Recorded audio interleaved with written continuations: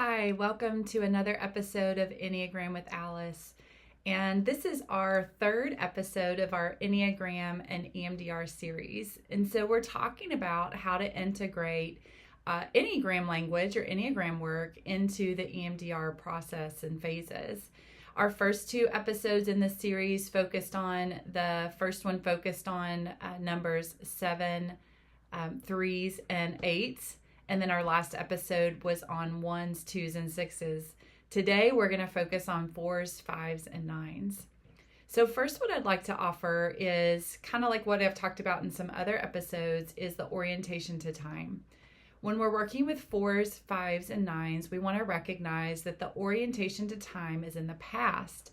So what does that mean? That means they can oftentimes ruminate on or get lost in the past.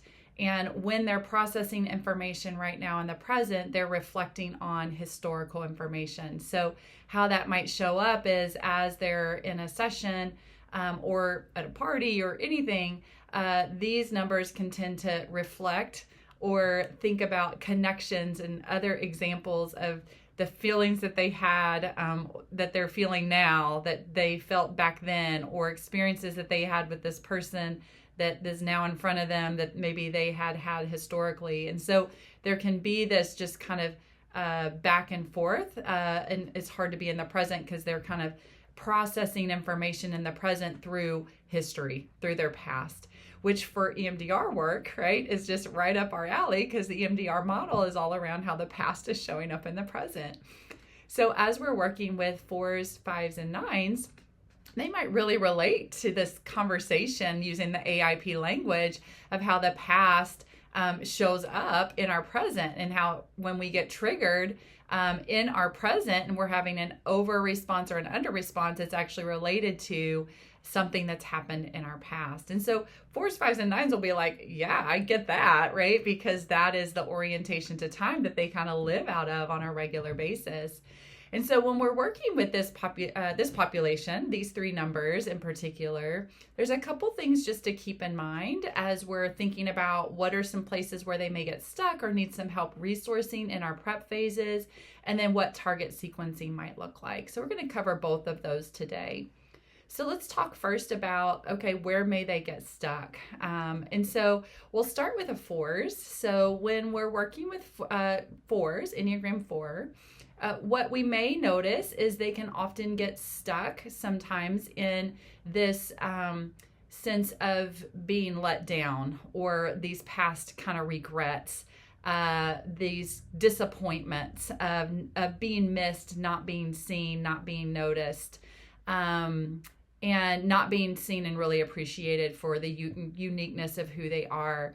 And so what can happen is oftentimes they can get really stuck in naming all of those or ruminating on all of those as they're sharing that in your sessions.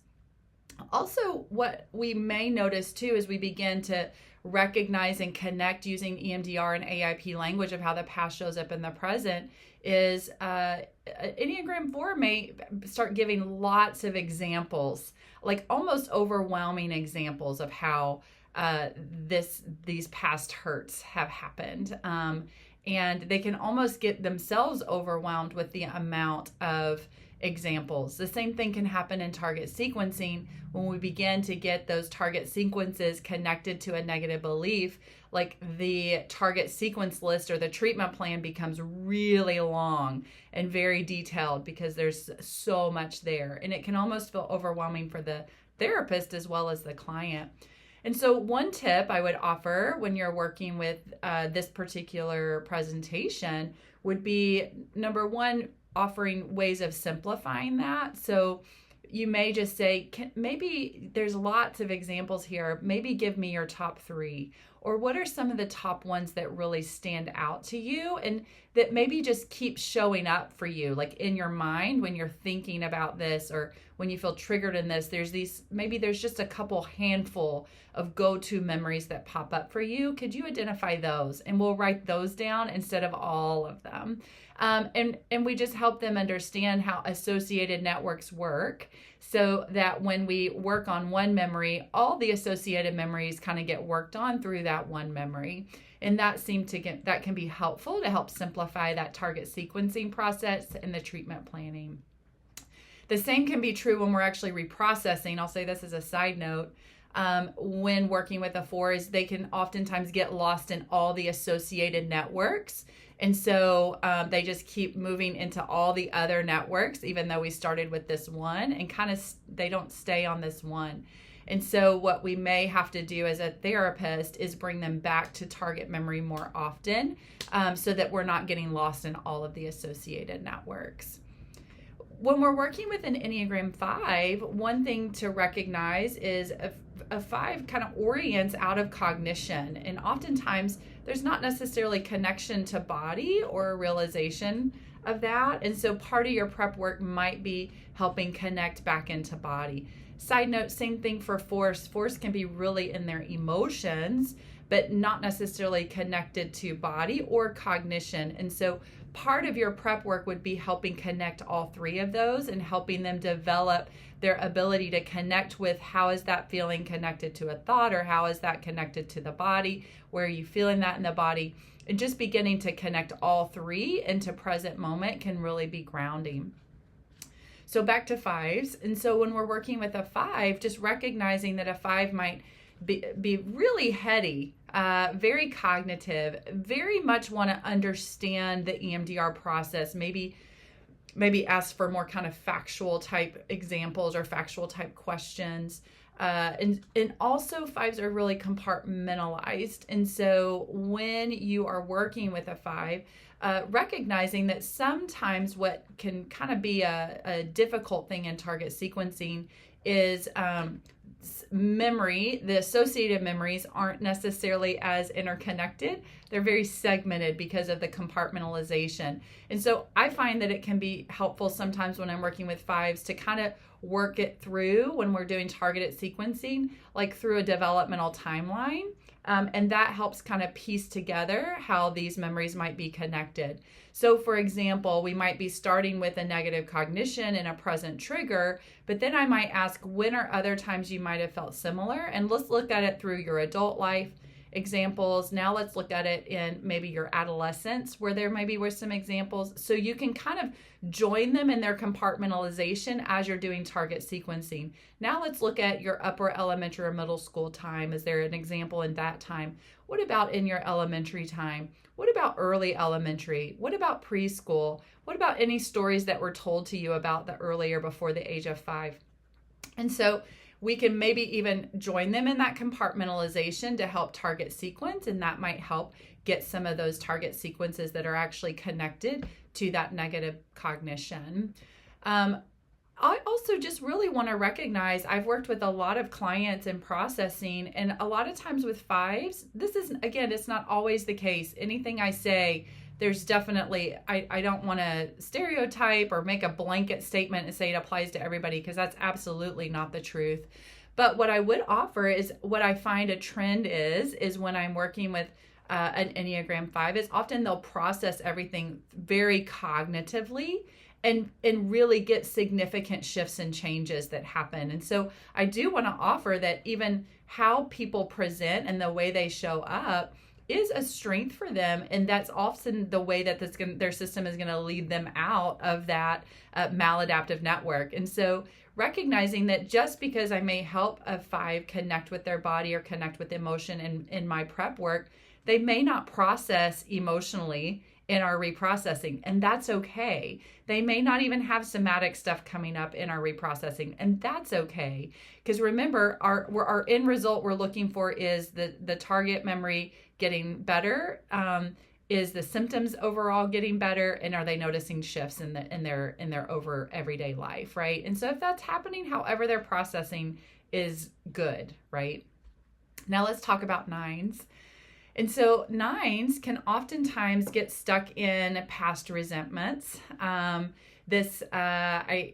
heard someone talk about this on a podcast one time, and a lot of 9s kind of resonate with this kind of graveyard of regrets, and so just kind of resentment. And so this kind of anger that's like underneath, right, that comes out in this passive aggressive way. The way we can see that for 9s is they can show up in session And they can kind of get stuck in the resentments, but where they get stuck in treatment is this kind of nice, non-threatening, like seeing the other person's side, while they also have this they were really angry about what happened. And so they can kind of toggle between the two. And instead of being able to sit fully in their anger, they keep taking the side of the other person. And so it keeps them kind of looping instead of being able to fully kind of process what's happening, what the anger that they felt based on what had happened, because they keep trying to see it from the other person's side. So recognizing that and starting to address that in your prep phase is an important piece. Recognizing that 9s are often very disconnected from themselves and what they even want. Oftentimes these are clients you'll be working with where they really, they don't even know what their goals are for treatment. When you start exploring that, they say, I don't know a lot. And that's just because with a 9, like they don't recognize, or have, the wound is not recognizing that they have value, right? And so oftentimes they don't even know what they want. They don't know what they need. They don't know what they feel. And so a lot of your prep work is beginning to connect them to sense of self and sense of value before you even get into the reprocessing pieces. And so helping them beginning to identify what they actually like, what they actually want. What are their treatment goals? What are their goals for themselves, not just what everybody else wants out of them. And so beginning to help differentiate them as a person is a big part of your prep. And then in your target sequencing, after you've done some of that work, you're going to be working with 9s. I find 9s do pretty well with target sequencing because, again, that orientation to time. And 9s chain. And so in the EMDR world, chaining language means like they have things that kind of link in together. So that goes right along with our EMDR language of associated memory networks that link in together. So 9s can recall all of those incidences pretty quickly when you're doing your target sequence list. So we've talked a lot today about our 4s, 5s, and 9s, in particular ways that they may show up, some ways to offer some resourcing specific to kind of their orientation and their personality type and ways that they may get stuck, and then how to kind of look and do target sequencing with some of these particular presentations that may come up as you're working with them. Join us next time. Thanks for joining us today, and we look forward to doing some more on Enneagram and EMDR.